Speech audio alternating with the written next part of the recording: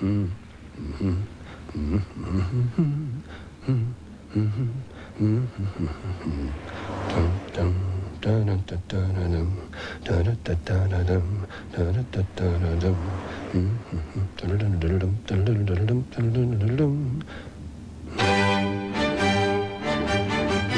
the new 1991 V6 Sonata GLS from Hyundai. Yes, Hyundai. Very merry, very merry Christmas.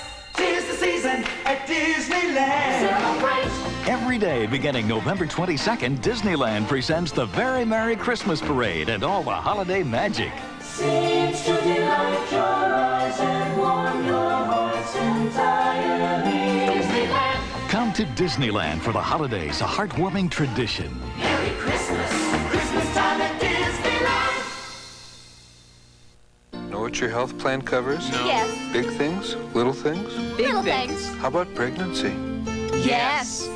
Yes? Yes. Yes. Yes.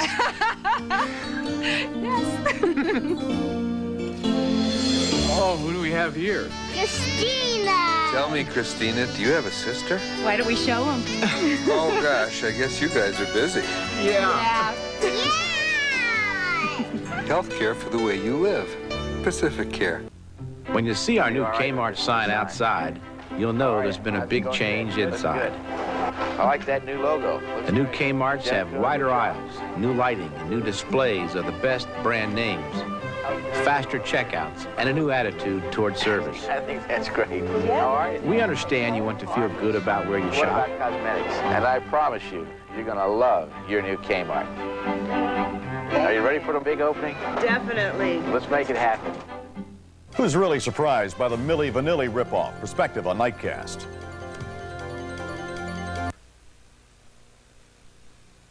This program contains true stories of rescues. All of the 911 calls you will hear are real. Whenever possible, the actual people involved have helped us reconstruct the events as they happened.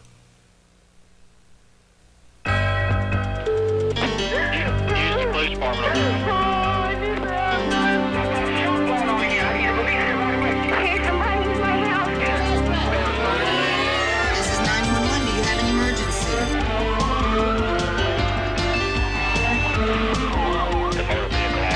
Chesterfield Emergency Service.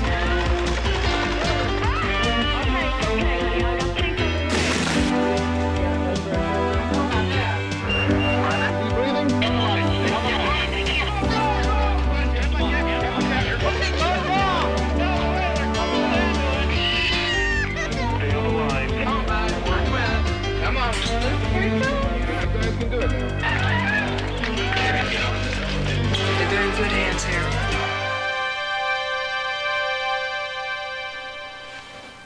Every day across America, cops respond to thousands of calls for help. And sometimes that means confronting their worst fears. I'm William Shatner. Tonight, true stories of people in danger and the race against time to save their lives on Rescue 911. We begin in the quiet residential neighborhood of Prospect Park, Pennsylvania, on the evening of July 27th, 1989. Around 9:30 p.m., a call came into the police.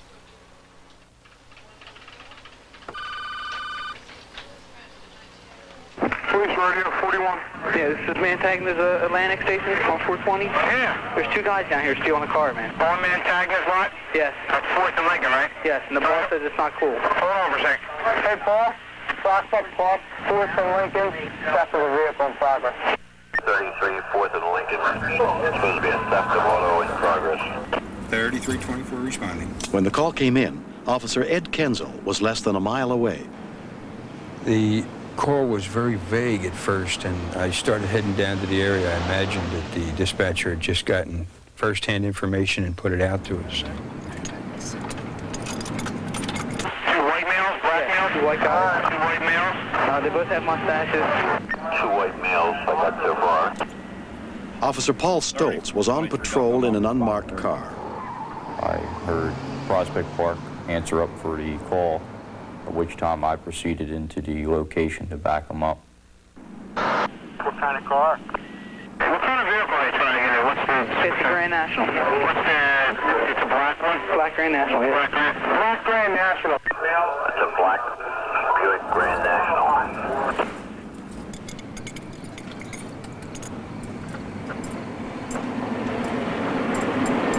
When I pulled up to it, I believed that it was someone with car problems.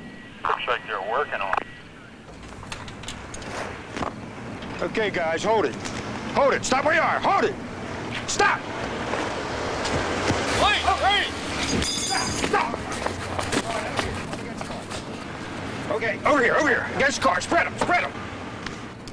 I thought that it'd be a normal arrest.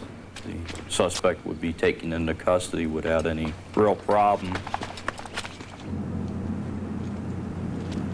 Bill Nichols, the third officer to arrive, lived just across the street from the gas station with his 14-year-old son and his wife, Julie.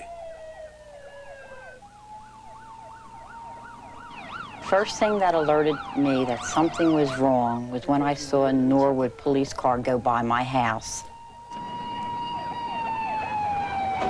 Bill was in there with his van, and I told my son, they're right down at the gas station. Let's go see what's happening. We put this suspect in the back of Officer Nichols' vehicle. Watch your feet. You got it.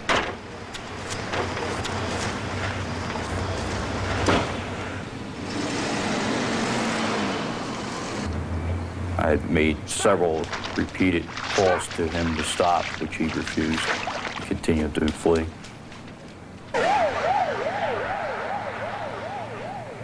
Officer Nichols radioed to follow him into an alleyway, at which time I pulled behind him. He asked if I would sit and watch the prisoners in back of the truck. He ran through the woods to where you can hear Officer Stoltz yelling for help. All right, Paul, hold on.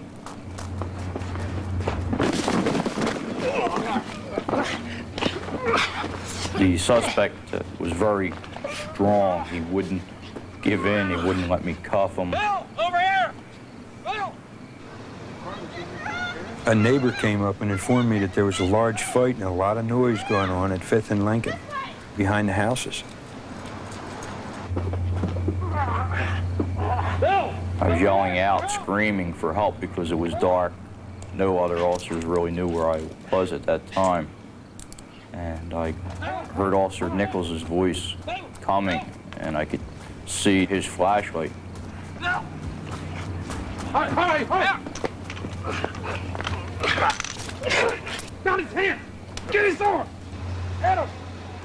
Police from Norwood, Prospect Park, and Ridley Park continue to arrive, including Officer Harold Snyder. I could hear a commotion on the other side of a creek, so I notified the other officers by radio, and I started up there on foot. Get his arm. I got his arm.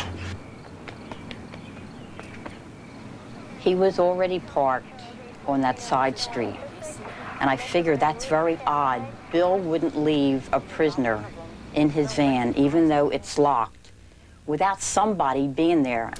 It seemed like the more we fought with him, the more he liked to fight, and the stronger he got.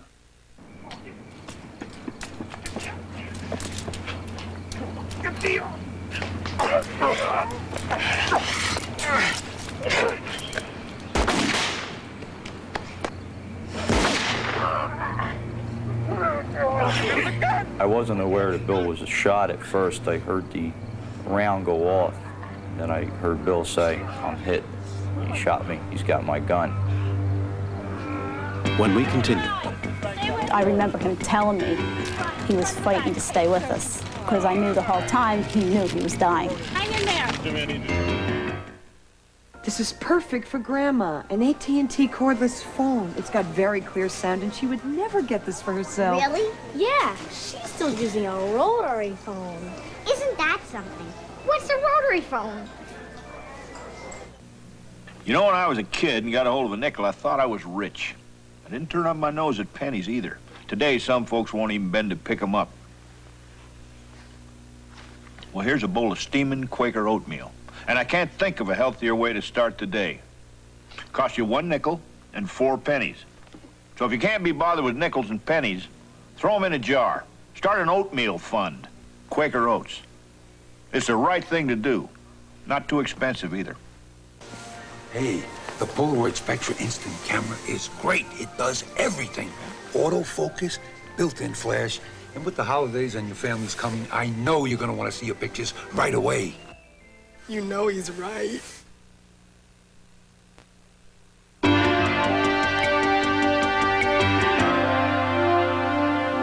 Police officer Bill Nichols had been shot at point-blank range with his own .357 Magnum by a suspect who was being arrested.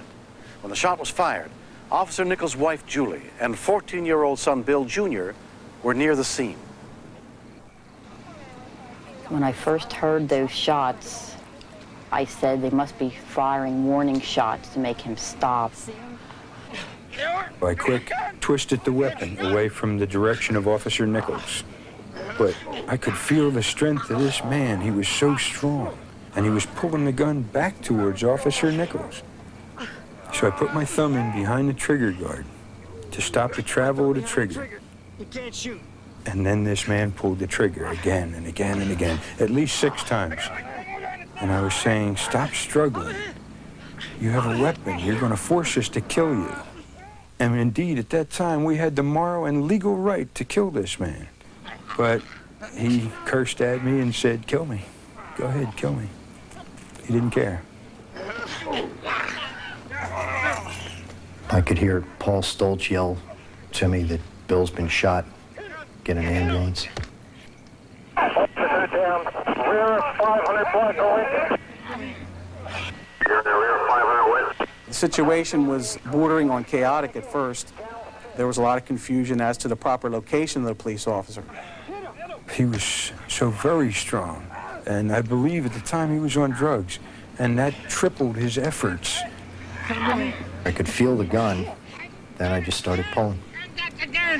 I had to tell Ed about 2 or 3 times that it was okay that I had the gun. I could hear hollering and screaming. I could see some officers in the distance, but I couldn't pick Bill out at all. Unbelievable amount of blood coming out of Officer Nichols. And I kept telling Officer Bill that it's going to be all right. The more I looked at Bill while I'm telling him this, the more I knew that I was lying to him.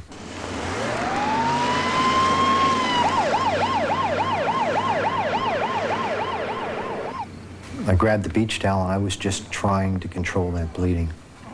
He was getting worse in 5 and 10 second increments. I remember saying to myself, please, God, don't let him die, because I could see him bleed real bad. His color, you could just see him turning pale white.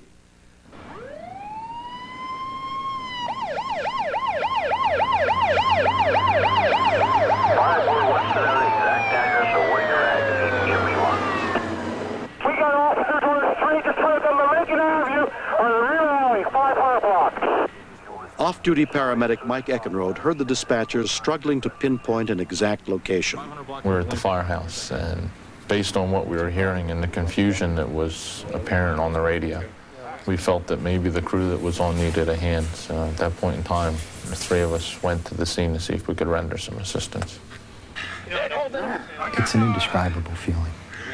It's grief, it's heartache, it's helplessness, it's terror, it's everything you can think of mixed into one moment.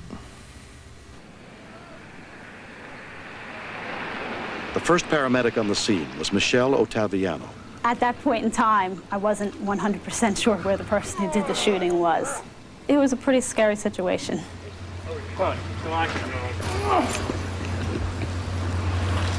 It wasn't until I knelt down next to the person who wasn't moving on the ground that I saw the uniform and realized it was a police officer that had gotten shot. That apparently had nicked an artery, the femoral artery. And with severing the femoral artery, every time your heart pumps, it pushes the blood out in spurts. Michelle, what do you need? There was an awful lot of confusion and commotion around the scene. I looked down and realized that the guy laying on the ground was Billy Nichols. And I've worked in the town where I'd go on an ambulance call and Bill would come in and give me hand carrying my equipment or, whatever needed to be done. It's a pretty rude awakening when you look down and see somebody kind of like looking back at you. That's pretty tough to do. We're a small town here. Prospect Park is a little town. I didn't want Bill's wife hearing about it from the neighbors. I wanted me to tell her. That was my responsibility. Very rarely do you see somebody who is critical as Bill was stay conscious. I remember him telling me he was fighting to stay with us because I knew the whole time, being a police officer, I knew he was dying, and that's what he was doing. He was dying. He was bleeding out massively. I started getting the feeling that maybe something was wrong, that I told my son, go back up to the road and look down to our house and to see if there's a police car in front. He was looking really bad. You begin to know that look. You know, that's a look of a dying person. There's no doubt about it. And the more you look at it, you know, and the more you work on the street, the more you see it. It's the look of a dying man. It really is. When the ambulance left with Bill in the back, I really thought that we'd be going to a police funeral in a few days. Officer Kenzel drove Bill Jr. back to where his mother was. I said, he'd been shot. It doesn't look too good, but he's still alive now, and let's pray. And we did. It was about 5 or 6 minute ride from the scene to the hospital. The condition that Bill was in, every action and every moment really counted. You know, you couldn't delay 5 or 10 minutes one way or the other. Bill Nichols was immediately rushed into surgery. His condition was critical. I had like a peace, a total calm that came over me. I just knew he would be okay. It would be bad, but I never had the feeling that he was going to die. 10 months have gone by. The man who shot Bill Nichols was convicted of aggravated assault. Bill has not forgotten the debt he owes to his best friend, Officer Ed Kenzel. If it wasn't for him being there as quickly as he was and using his knowledge in placing his thumb behind the trigger, the suspect might have easily fired more rounds off. One of the primary reasons I'm alive today is because of my fellow officer, Ed Kenzel. This brings back memory, doesn't it? The fact that I could do something to save his life tickles me up and down, because if anybody deserves being saved, it's him. And the fact that I can look at him now and see him smiling and laughing at my jokes, that's worth $1 million. I love it. More than a year after the incident, Bill has returned to active duty as a police officer. It's very different when somebody that you know well, worked close with over the years and known him and know his whole family, it hits home. And we're a big family. We live and almost die together. I knew that everyone did what they had to do. Because they did it, I had a second chance at life. And no words can express the feeling of thankfulness towards those individuals. I'm very lucky to have Bill around. No one could take his place. There's not another man like him. And I love Bill with all my heart. I always have, since I was 16. Until the day I die. There'll be nobody else but Bill. Next. It was like nothing I'd ever seen before. Just complete, total devastation. By now, almost everyone knows Sears has great values every day. And when they have a special or sale, it's really special. But now, there's even more. With the new Sears Charge Bonus Club, you can earn money-saving certificates just by using your Sears Charge. So it pays to shop at Sears. We'd like to introduce you to PB Max.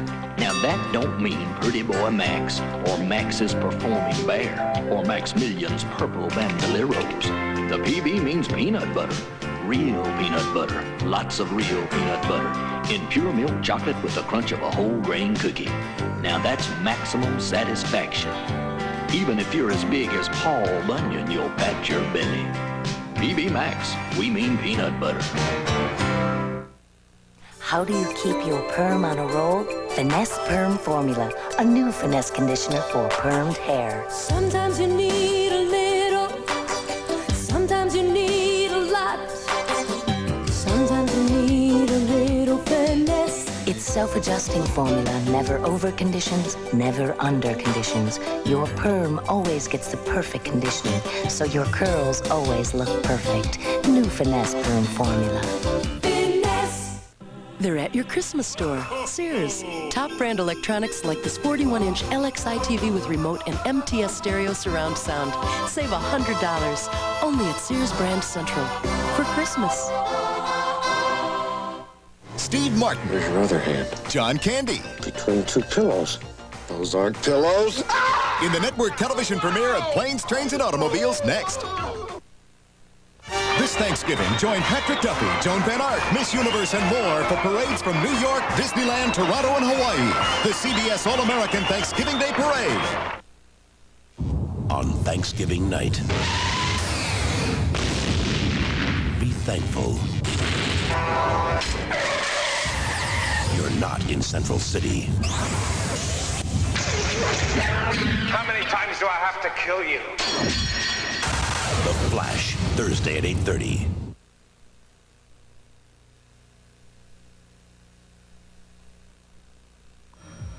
When I grow up, I want to be a track star. No one ever says, I want to be a junkie when I grow up. Don't let drugs get in the way of your dreams.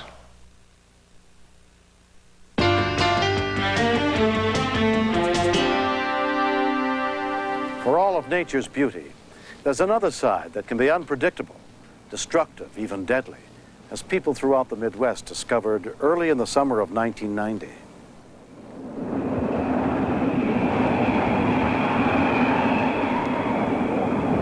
Off in the distance, you could hear a rumble. You could hear it, you could feel it, and you knew what it was going to do.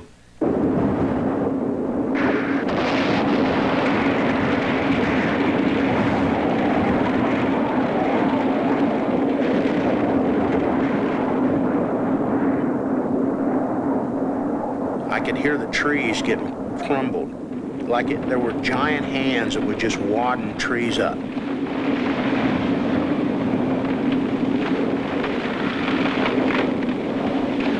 It was like nothing I'd ever seen before.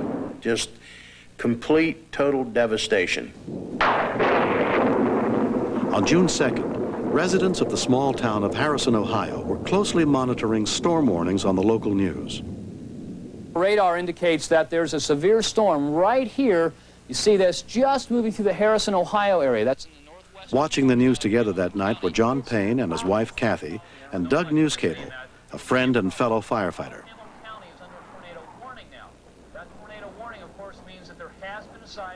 Meaning that if you're in the path of the storm, take cover. This is nothing to mess around with. It's a very serious storm. We immediately knew that we needed to get our kids who were asleep upstairs into the basement.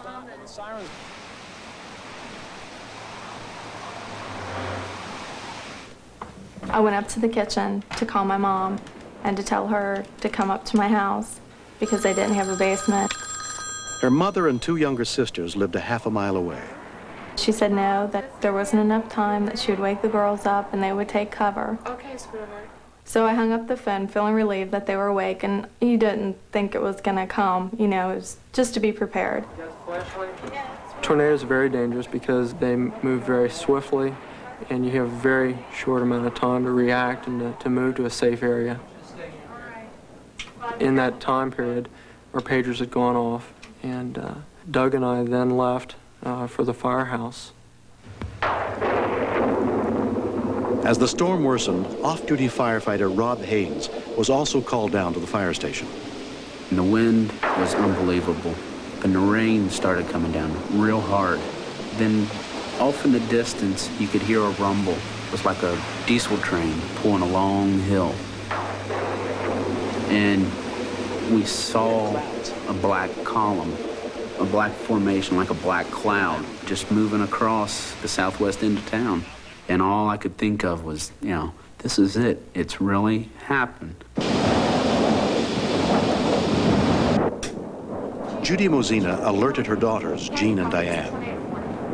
We've always had tornado watches, and I just thought it was another false alarm at first.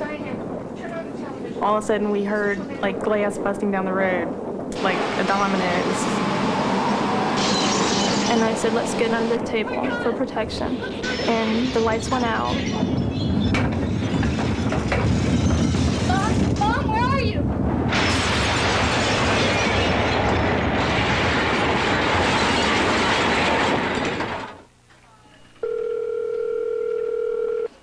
911 emergency dispatcher Madigan. I think we got hit with a tornado. 911 emergency dispatcher Skinner. We've had, I guess, a tornado go through here, and there's wires down all over the road. 911 emergency. A tornado must have went through. Our ceiling in the kitchen is gone. Our shed. The tornado struck, and we started getting phone calls of wires down, trees down in the roadway, roofs collapsed on houses. They live wires, ma'am? Is part of your roof on your house off? Is everyone there okay? We had approximately 280 calls in the first 35 minutes of the storm. Okay, we'll get someone out there. When the power went down, they had manually released the doors and rolled them up. Our dispatch center was calling for us. Everybody's running around the station trying to get things together. I kept thinking, this can't be happening. Fire Chief Alan Kennett directed the response from a mobile command unit. Tornado knocked out all communications. There was nothing available to us to use other than our city band frequency. For mutual aid, what should we use as a staging area? We're using Kmart on Harrison Avenue. They should all be familiar with that. We had strictly unit-to-unit communications, and that was it. 381. We had several houses leveled, high property damage. Every available emergency vehicle from as far as 20 miles away converged on the local staging area. EMT firefighter John Payne was in charge of coordinating the rescue efforts from there. We had a number of vehicles, both ours and other departments, moving in and out. There was quite a bit of anxiousness, both from our people, because it was our town that was hit, and also the outlying communities wanting to help. A Cincinnati news crew was sent to the scene for a live report on the tornado. Michael Benedict was the cameraman. When I arrived, it was really kind of an eerie quiet.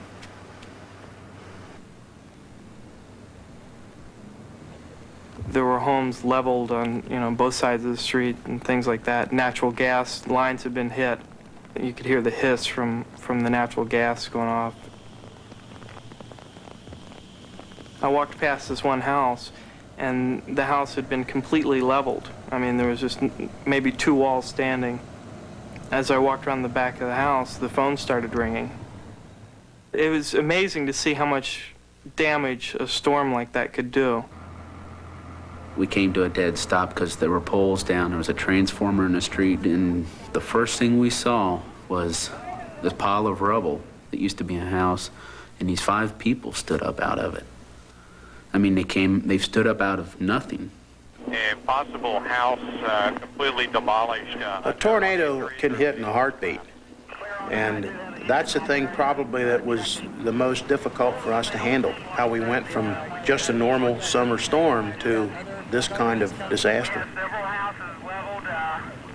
I came to a house that had been hit, and then half of it was completely gone, and the other half was leaning real bad. And I thought I heard something. So I reached over and I turned my radio down, and I called again, and I heard a faint voice, a woman's voice. And I thought, oh no. So I called again, I asked them where they were. I said, where are you? And she said, we're in the kitchen. So I radioed to the chief. I said, I have 3 people trapped in this house, and he asked me where I was. And I thought, I have no idea. It was just so confusing. There was no way to tell where you were that night. North State Street. When the call came through with the address of the entrapment, I knew right away that it was my mother-in-law and 2 sister-in-laws. The first thing that came across my mind was why that house? The people are alert and talking to them. I knew I had a job to do, but there was still a feeling of helplessness that I wanted to be down there with my family, but I knew that they were in good hands with my fellow firefighters. I walked up to the house that the people were trapped in, and one of the firemen came over to me and said, you know, hey, we could use your light up here. Well, this has got about 10 minutes on it, so... I said, you know, you guys, you have to use this light pretty sparingly because it doesn't last very long. I was amazed they were still alive. The roof, the walls, the end of the house, everything was down. Harry Henson was the first paramedic on the scene. When I first saw Jean, I just felt the weight of the rubble was resting on her shoulders, and that's the way it looked. There's 2 more in there, so that's how we got right here. When I really got to checking above her and feeling above her and found out it wasn't, I was really, really surprised. That's how we got right here. Have you got in too yet? Yeah. Mike? Right there. Oh, cut it out. 84 to me. All right? You got one victim out. You're all right. You're good. You're okay. The worst fear of everybody was, you know, the complete collapse of this structure before we had time to get the women out. Jean's legs were numb by the time she was extracted from under the collapsed walls. The other daughter, Diane, she informed me that she really was not trapped, that she just could not get out because Jean was in the way. This one's supposedly in good shape. Okay. Okay, just lay back. Lay back. There's a feeling of helplessness when you're in that kind of situation. I've got an EMS unit down here. My main worry was Jean, because I didn't know if she was paralyzed, and my mom, because my mom was still stuck in the house.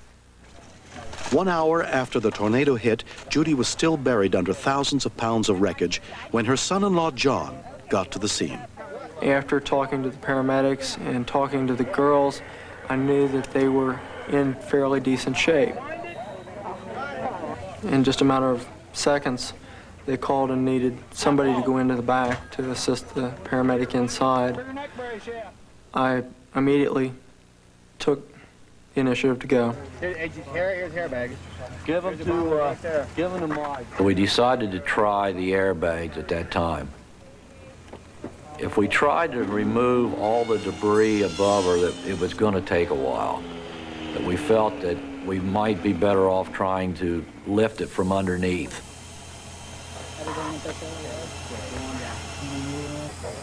It was a slow process. Any sudden shift in the debris of the house might cause it to cave in on Judy. I told her not to worry, that I was there, and I wouldn't leave her until we got her out.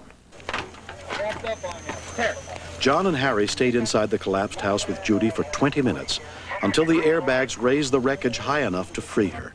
Put your arm in, you above your head, go to your down. She's coming out, guys. Coming out. Nobody's moved. She's out. Yeah. All right. Easy, easy. The other guys can run out. Make sure you other guys are clear before you let them down. 84 commander. No problem. Go ahead. First down, everything's okay, man.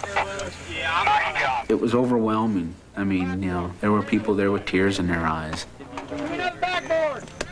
Step right on that coat.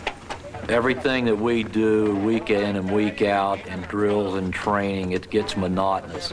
But at some time or other, it pays off, and you use it, and it all comes together. One of the worst fears a firefighter or an EMT has is to come on a scene and have it be his own family. That was probably the worst part of the whole thing. Harrison was devastated by the tornado that night, but no one was killed. When I went down to the site the next day and saw the house, I couldn't believe that we got out of there alive.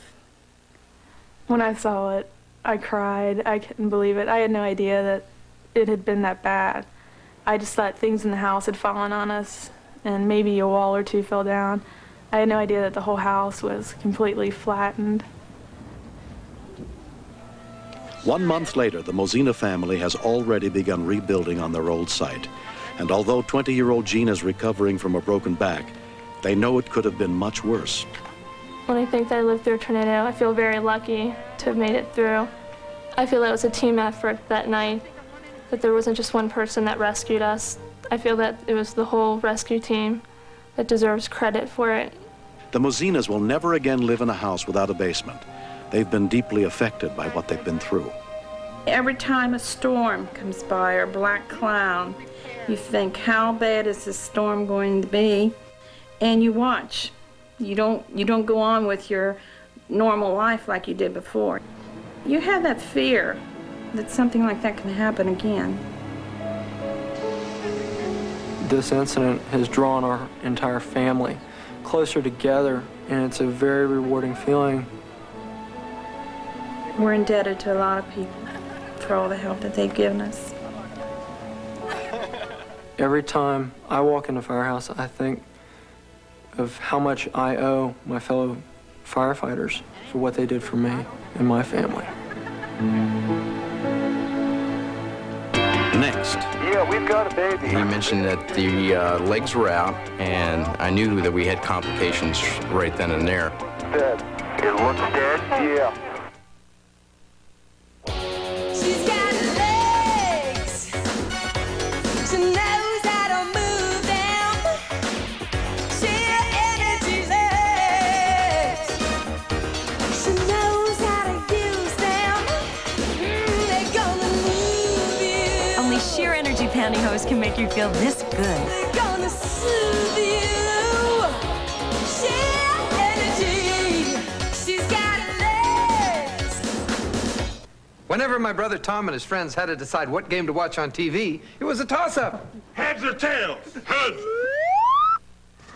Then Tom got smart. Very smart! He got this Magnavox TV with a built-in smart window, so Killer could watch football on the main screen. Without getting mad when Stork and I check out basketball on the smart window. You might say Magnavox saved your friendship, Tom. You could actually say it saved my life. Magnavox. Smart choice. Very smart. Rescue 911 will continue. Ladies, gentlemen, and children of all ages, a traditional holiday extravaganza is back with Circus of the Stars. Joan Van Ark, Richard Crenna, Whoopi Goldberg, Robert Urich, Ann Jillian, Dick Van Patten, and many more take you for an evening of thrills and surprises. It's the all-new 15th annual Circus of the Stars Wednesday. On Thanksgiving night, be thankful you're not in Central City. How many times do I have to kill you?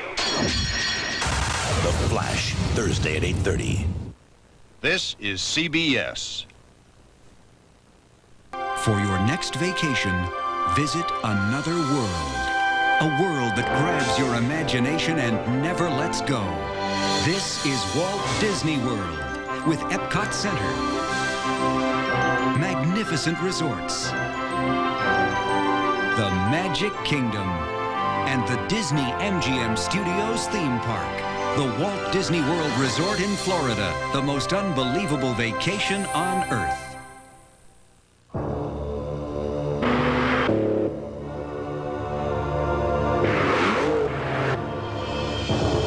It's the power of Arco's emission control gasoline, EC Premium Unleaded.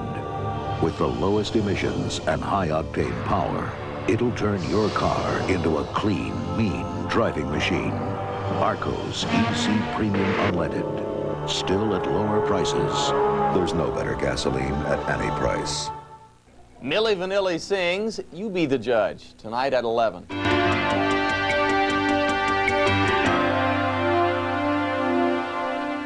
On Monday, April 16th, 1990, 18-year-old Tisha Walker and her mother, Frances Hubbard, left the Indian reservation where they lived and headed out across the desolate swamplands of Florida. Alligator Alley is a two-lane road that connects east and the west coast of Florida.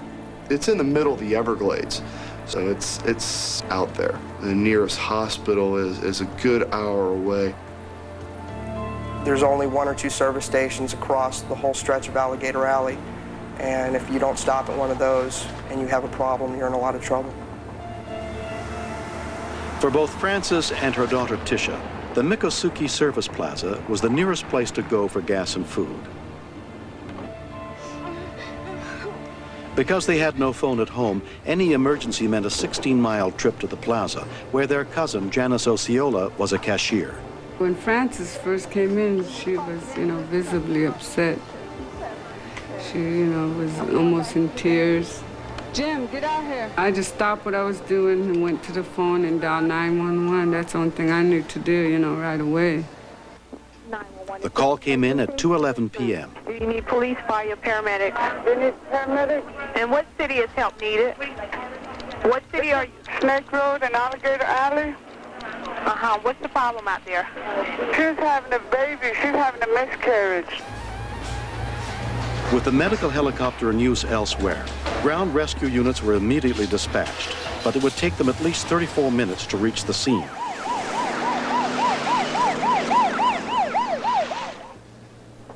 My main cashier told me that they had a problem out in the parking lot She's having a miscarriage. and said she had 911 on the phone. Hello? Yeah, this is Jim Parkman. I'm the general manager. Okay, remain on the line for paramedics, okay? He's going to talk to you. Okay, hold on. I have to disconnect the phone. This is a cellular phone, okay? So As soon as you pull the plug, it's basically anybody's guess how long it's going to last. Are you still on? Can you hear me? Yes, hold on for rescue, okay? Okay. Hello? Yes, this is Jim Parkman. I'm the general manager out at the station. Yeah. The call was transferred to a paramedic specially trained to handle medical emergencies, Craig Cusinelli. Situation? Yeah, I'm familiar with the girl. They said she's having a miscarriage. All right, how old is she? She's about 19, 20 years old. 19, okay. Is she bleeding heavy? I'm going out to check right now. All right. Our computer set up for caller aid has basic information as far as what to do to sustain a life until the paramedics do get there. Phones may go dead on and off because I don't know how good this is. I immediately went over to the OB section on the computer. Okay. And I noticed that it was only geared for a normal delivery. Well, this was no normal delivery by any means. Is she bleeding very heavy? Yeah, the baby's already out. It's already out? The baby is already out. It's already coming out. All right. About how old is that fetus? How many months was she pregnant? She's about, how many months? 9 months. Oh, so that we have a baby there, right? But when I found out it wasn't a miscarriage, it was an actual delivery, then I knew that we were playing with 2 different scenarios here. We had to take care of both the mother and the baby now. Yeah, we've got a baby. It's dead. Yeah, it looks dead. It looks dead? Yeah. Stuck in there. The head's stuck in there. You want me to try and pull her out? All right. If the head is stuck in there... He mentioned that the legs were out, and I knew that we had complications right then and there. Don't pull too hard. Okay. And check to see if the cord's wrapped around the neck. Okay. Yeah, the arm's stuck up around its head, and it looks like the umbilical cord may be choking him. Okay, we got to get that umbilical cord away from that baby. It's unwrapped around from the neck here. Okay. I'm trying to pull it out as easy as I can. Okay. Try and push, Tisha. Push, Tisha. Push, Tisha. When Kathy Banks, a home health nurse, stopped at the station for a drink, she heard about the situation. If you're having a miscarriage, you will lose a lot of blood, so I just wanted to make sure that the mother was not going into shock. Okay, here it comes. Push, Tisha. Push, Tisha. Oh, God. Do it. Okay, we got a nurse on location. I have never delivered a baby in my life. I felt terror, frustration, scared to death. I wanted to run, but I turned around to see, is there anyone behind me? No one was there, and I just thought, well, I have to deliver this baby. Put your legs up, honey. Oh, okay. Okay, do you have any urge to push? Yes. Okay, what's your... I really was scared. We had no way of getting back if we got disconnected. Is the head still in? Yeah. All right, the baby is not all the way out yet. Meconium. I see meconium. The baby's head's in. The meconium, which is the baby's first bowel movement, was all over the place, so I knew that baby was in dire need of being delivered. Give me a rag, somebody. Anything. Shirt? It's a sticky substance, and if you inhale that, that sticks to your air passages, and it's hard to get air into the lungs that way. Is she still bleeding with that? She's bleeding. It's a mess. Help me out. All right, okay. What she's going to need to do is we're going to have to try to get the kid's head out of there. Okay. Push the baby. Push the baby. Push. Hold her leg. I have to. Push the baby. Baby's head. Push the baby. Come on, push. Push. Come on, almost out. Almost out. Baby's out. Baby's out. Baby's out. Okay, now check to see. Just try to get that kid breathing. Turn her upside down. Feet, head down. Feet up. Tap the bottom of the feet. Let's see if we can get some. Come on, baby. Come on. Come on. Come on, baby. Come on. Come on. The nurse had mentioned to me that there was no pulse, no respirations, and it appeared to be a stillborn. The meconium was all over. It was in the mouth, in the nose. So I had to suck the meconium out with my mouth. Come on. Come on. Come on. Mouth clear? Mouth's clear. Baby's turning blue. Now you're going to have to start blowing into the baby's mouth and Baby's nose. trying to cough. She's trying to cough. All right, that's good. All right. Okay, come on, baby. Come on. Come on, baby. Come on. Oh, dear God, please. Come on. Still nothing yet, huh? Nothing yet. We had to get oxygen into the baby's system. And the only way of doing that would be by somebody giving mouth to mouth and nose on the infant. All right, is the chest rising when she's doing that? Okay, hold on, I'll tell you. All right. We're getting the baby in position. All right. 4 breaths? 4 breaths? Yeah. Yes. And ask her if the chest... On a newborn baby, CPR can do some damage. However, we had to keep trying. We had to do the CPR on the infant. Anybody here qualified besides me? Okay. Tell the nurse she's doing a good job, and I'm going to pull her through this, okay? Okay. All right. Now, I want you to definitely check for a pulse. Right? Have her take her index finger and the middle finger over the child's left nipple, but don't press too hard, and feel for about 5 seconds, and ask her if she feels anything. Do you feel anything? The baby had no motion, no movement. It was just like holding a rag doll with no life in it. The compression rate she's going to need to do around 100, between 100 and 120. I was very concerned. Maybe it just wasn't time for this mother and for this baby. When we continue. Over the radio, it didn't sound very good. Of all the bad things that can happen during a delivery, every one of them happened to this baby. This baby is going to have a very special year of first steps, first words, first smiles. And none of these firsts will ever happen again. Now, if you were this baby's parents, which film would you choose? No other film in the world gives you truer color than Kodacolor Gold film. Hey, Mom, what are you doing? Making the house smell nice with Lysol spray. In the trash can? It has germs on it that make the house smell bad. Like in Bobby's sneakers? Like in your bathroom? Lysol really kills germs? And cleans the air, so the whole house smells fresh. Smells good. All it takes is Lysol. There I was, about to make my theatrical debut. My family eagerly waited as I made my big entrance. This Christmas, give the new Kodak Star 35mm camera and capture your holiday memories. Catch a Kodak Star this Christmas. The Remington microscreen shaves as close as a blade, or your money back. Hold it. The Remington microscreen is more than closeness. Listen. That powerful motor makes Remington a quick shave, and its two thin, flexible screens adjust for true comfort. The Remington microscreen, quick, comfortable, shaves as close as a blade, or your money back. Attaboy. That's Remington. And the perfect gift for women is the Lady Remington Rechargeable, also with a money-back guarantee. Choosing a sinus product is like watching TV at 3 in the morning. You keep switching, but it's hard to find anything you like. It's a new form of sinus medicine. Can't they come up with something different? From the most trusted name in pain relief comes different. Gel Cap. New Tylenol Sinus Gel Caps. Different. Maximum strength pain and pressure relief. Concentrated, solid, easy to swallow. New maximum strength Tylenol Sinus Gel Caps. The first sinus gel cap. I'm Paula Zahn. And I'm Harry Smith. She is Julia Sugarbaker, the sassy star of one of America's favorite TV shows. Designing Women's Dixie Carter tomorrow on CBS This Morning. Celebrate this holiday with an evening of merry comic madness as Carol Burnett, Ray Charles, and others join the Muppets in celebrating the great Jim Henson. Wednesday. Thursday, Kevin Costner in his first at-home, no-holds-barred interview. But in my life, I try to do the right thing. I try. And Paul Newman and Joanne Woodward. How has their 32-year marriage survived? A respect, I think. He makes me laugh. That and more on Face to Face with Connie Chung, a Thanksgiving special, Thursday.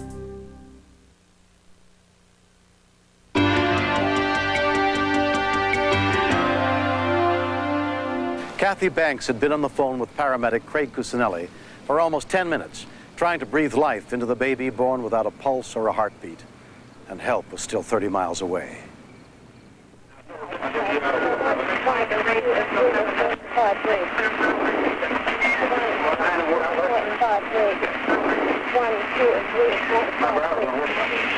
We need somebody here real quick. I know. The only problem is you're so far out there.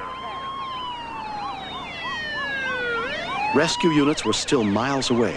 Paramedic Lisa Tassi was worried. Over the radio, it didn't sound very good. The baby sounded like it was going to be very sick. Of all the bad things that can happen during a delivery, every one of them happened to this baby. So what we did, my partner and I, on the way out there, is we prepared for the worst. We prepared that this baby would be in respiratory or cardiac arrest. Okay, now, go back over the left nipple and check for that pulse. Check over her left nipple and see if she's starting to have a pulse. She's got a pulse. She's got a pulse. Very good, very good. We're looking fine. Everybody's doing a good job there. Okay, and she's not as mild as she was, but she's taking very slow respiration. I need to know what the pulse is, only because of the fact that it might not be high enough for the particular baby. The baby has to be between 100 and 120. The baby's pulse is not that high. Okay. Well, in that case, what we're going to have to do is we're going to have to, give it a little bit more compressions here. We got to keep it going. Janice Korn had once worked in the newborn care unit of a hospital. Continue breathing for that baby because we have to get the respiration rate up. Okay, so all right. One. We're going to continue the 1 pump and 5 pumps. All right? Okay. It was so small and it wasn't moving and it didn't do the normal things that babies do when they deliver. It was just laying, and seeing the baby like that made me want to do something, anything that I could do that would make it respond, that would wake it up. 1 puff with 5 compressions? Yes. Good. We're good. Oh. What's going on? Starting to hear some noise. Is that the baby? Yeah. Okay. All of a sudden, the baby decided to take a breath of air. And when it did, I felt a little bit more relieved, but I knew we weren't out of the woods yet. Hello? Yeah. I realized that the baby was not responding normally, and I knew how important it was for the baby to be responding well because I have a brain-damaged child from birth. Doesn't look like a full-term baby to me. No, it doesn't? No. All right. How's the respirations looking? I don't hear the baby crying anymore. I was just wondering. She's just kind of, hold on a second.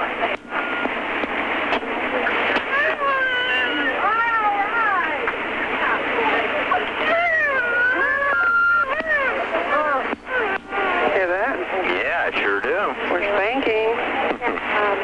She's real lethargic. We're looking pretty good still. Okay. Unit should be there in about 5 minutes. Okay? Yeah. You guys are way out. That's good. Little baby up by mommy. Put this baby in her arm. I thought it was important for her to hold the baby and to touch her and be able to see her and feel her in the event that she didn't live. She would be able to look back on that and remember her. Come on, yeah. see her. There she is. Is the baby's movements and everything picking up? Yeah, we got more action out of her now, but not a lot. Good, okay. It seemed like hours, but actually it was probably around 45 minutes before the helicopters and the ambulance crew got there. It's a miracle that baby survived. And chopper should be flying overhead too. Okay, how about if I let you go then? Everybody's here. Okay. All right, I just want to congratulate you people. Tell everybody I said you guys did a great, great job. Okie dokie. This is what 911 is all about. People helping other people. And it just fell in place. And I wouldn't have asked for a better team. They did perfect out there as far as I was concerned. Right before we got there, caller 8 advised us that the baby was breathing, the baby had a pulse of 160, and the baby was crying, which was very good. I basically cleaned her up a little more, gave her oxygen. I checked her heart out with the EKG. I took her vital signs again. Everything was normal for a newborn baby. Can I help you out? Yeah, let's go. The baby, still in guarded condition, was airlifted to the hospital. Her mother, Tisha, was stable enough to be transported by ambulance. Everything's okay. The baby would get to the hospital in about 5 or 6 minutes compared to ground transport was 35 minutes.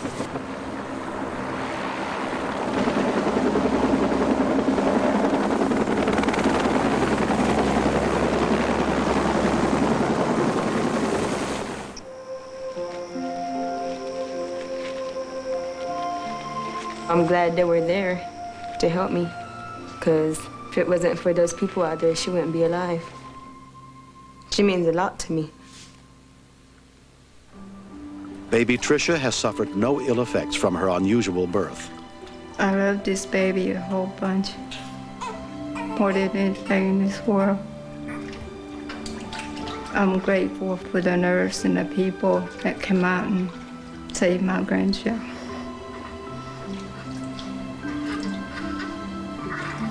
It just affects the way you look at life and to realize how fragile life is. And when you hold a life in your hand and you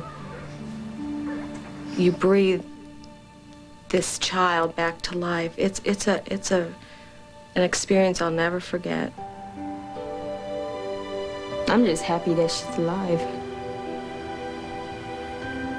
that she made it.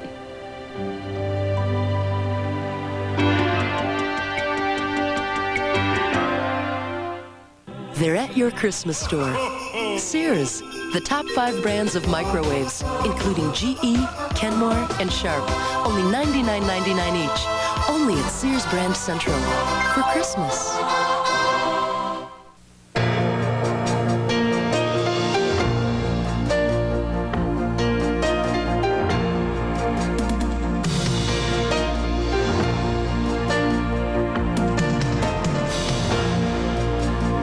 The battery you want is the one that will keep running. And no regular battery can run longer than a Duracell. You can't top the Copper Top. It's the best territory there is. First Interstate Bank territory. Because First Interstate has the best checking account there is. So you can cash your personal check for up to $1,000 in more cities and states than with any other bank system. And with a First Interstate Bank card, you can get cash all across the U.S. through Cirrus ATMs. So open a checking account at First Interstate Bank and discover how nice it is to have a bank that can go the extra mile for you. They're at your Christmas store. Sears. Top brand electronics like this 41-inch LXI TV with remote and MTS stereo surround sound. Save $100. Only at Sears Brand Central for Christmas.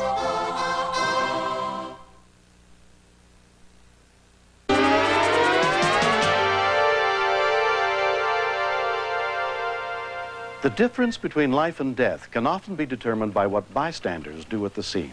We can all learn CPR and basic life-saving techniques. This series is dedicated to all the men and women who answer our calls for help and are there when we need them most. I'm William Shatner. Join us again next week for more true stories on Rescue 911.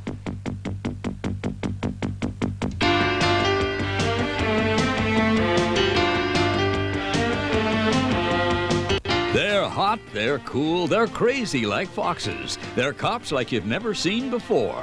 Get ready for the 2-hour premiere of Broken Badges, Saturday on CBS. Now Steve Martin and John Candy try to make it home for the holidays.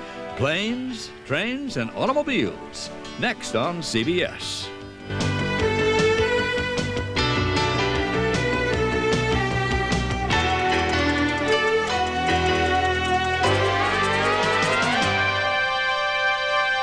You don't want to miss Thanksgiving at Primetime Pets. So get ready for a fuzzy and funny after-dinner treat. You guys are making pigs of yourself. On Primetime Pets, Thursday. Why is Grant playing doctor with the new receptionist? This better be an emergency tonsillectomy. Remember when you said I should be nicer to the employees? Doctor, Thursday. Buck stuck with Maisie's Troop of Bluebells. What did you used to do on Bluebell Saturdays? The same thing I'm doing now. Slipping out to see my boyfriend. Uncle Buck. Then it's the revenge of the angry housewife. Did I hear her say something about killing her husband? I heard it. Men are scum. I'll come back later. Baghdad Cafe after Uncle Buck, Friday. This is CBS. CDs is my base, and then mutual funds for diversification. I mean, it's all quite... Hi, glad you could make it.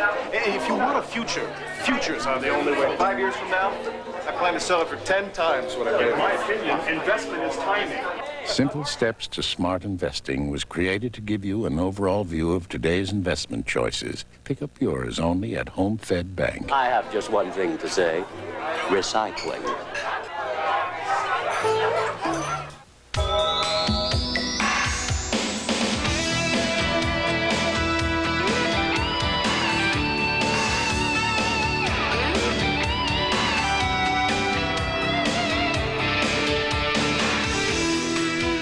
This car will do wonders for your image and ours. Introducing the new Scoop from Hyundai. Yes, Hyundai. Who's really surprised by the Milli Vanilli ripoff? Perspective on Nightcast.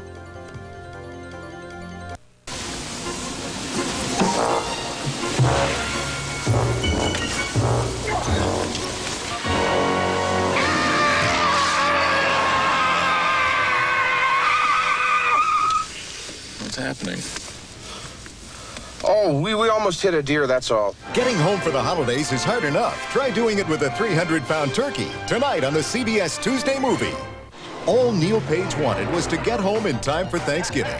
But all he got was delayed, delirious, and Del Griffin. Do you have any idea how glad I am I didn't kill you? Do you have any idea how glad I'd be if you had? You're going the wrong way! Steve Martin. Where's your other hand? John Candy. Between two pillows. Those aren't pillows. The network television premiere. Planes, Trains, and Automobiles next. See that Bears game last week? Yeah, hell of a game, hell of a game.